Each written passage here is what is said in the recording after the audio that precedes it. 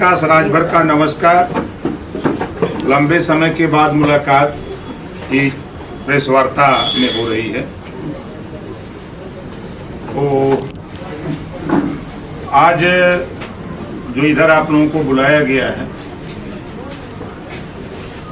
जम्मू कश्मीर में विधानसभा चुनाव से पहले कांग्रेस और नेशनल कॉन्फ्रेंस का समझौता हुआ है।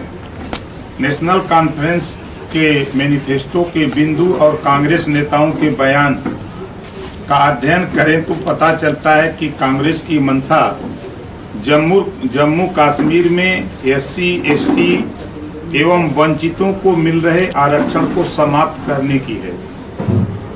माननीय प्रधानमंत्री श्री नरेंद्र मोदी जी द्वारा 5 अगस्त 2019 को धारा 370 और 35A को खत्म करने के बाद से जम्मू कश्मीर में दलितों और वंचित समाज के लोगों, खासकर गुर्जर, बरकवाल और नागरिक अधिकारों से वंचित पहाड़ियों को आरक्षण मिलने का रास्ता साफ हुआ था। लेकिन कांग्रेस अब फिर से इनको कुचलना चाहती है। कांग्रेस ने अनुच्छेद 370 लागू करके जम्मू कश्मीर में SC, ST सहित पूरे वंचित समाज के आरक्षण को 60 सालों से बाधित कर रखा था। यह बहुत ही दुर्भाग्यपूर्ण था कि कांग्रेस की आरक्षण विरोधी नीतियों के कारण जम्मू कश्मीर में दलित और वंचित समाज को दशकों तक आरक्षण का लाभ नहीं मिला।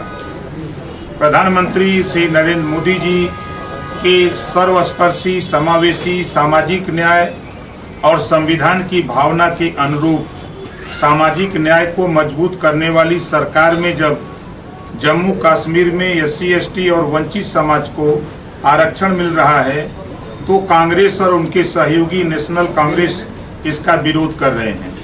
यही कांग्रेस की असली मंशा है। कांग्रेस पार्टी का विचार है कि जो जम्मू कश्मीर में अनुच्छेद 370 फिर से लागू करेगी, इससे सीधे तौर पर कांग्रेस की मंशा उजागर होती है कि वो फिर से दलित और वंचित के आरक्षण को रोकना चाहती है। क्या कांग्रेस इस बात का जवाब देगी कि जम्मू कश्मीर में अनुच्छेद 370 और 35A फिर से लागू करके वह दलितों और वंचितों के आरक्षण को बाधित करने की योजना नहीं बना रही है? माननीय गृह मंत्री जी ने इस पर स्पष्टता पूर्वक जो कहा है, जो सवाल आज देश का हर दलित और वंचित वर्ग का व्यक्ति कांग्रेस से पूछ रहा है कि उन्होंने कांग्रेस और राहुल गांधी से स्पष्ट सवाल पूछा है कि क्या कांग्रेस दलितों, गुर्जर, बरकवाल और पहाड़ियों के आरक्षण को समाप्त करना चाहती है और वह ऐसा करने के लिए क्या नेशनल कांग्रेस के मैनिफेस्टो में किए गए वादों के साथ है? क्या हमने कांग्रेस शासित राज्यों कर्नाटक और आंध्र प्रदेश में भी देखा है कि किस तरह SC, ST और OBC वर्ग को मिल रहे आरक्षण को कम करने की साजिश रची गई और रची जा रही है।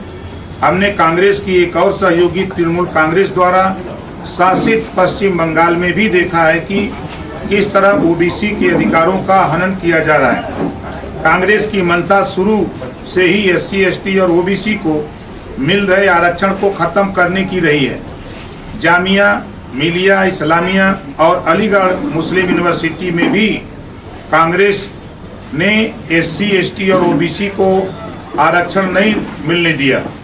हम NDA के दल कांग्रेस की आरक्षण, संविधान और सामाजिक न्याय विरोधी सोच को कभी सफल नहीं होने देंगे और दलितों और वंचितों को उनका अधिकार मिलता रहे जो बाबा साहब डॉक्टर अम्बेडकर जी ने संविधान में व्यवस्था दिया है। हम इसके लिए NDA के सभी साथी मिलकर लड़ते रहेंगे।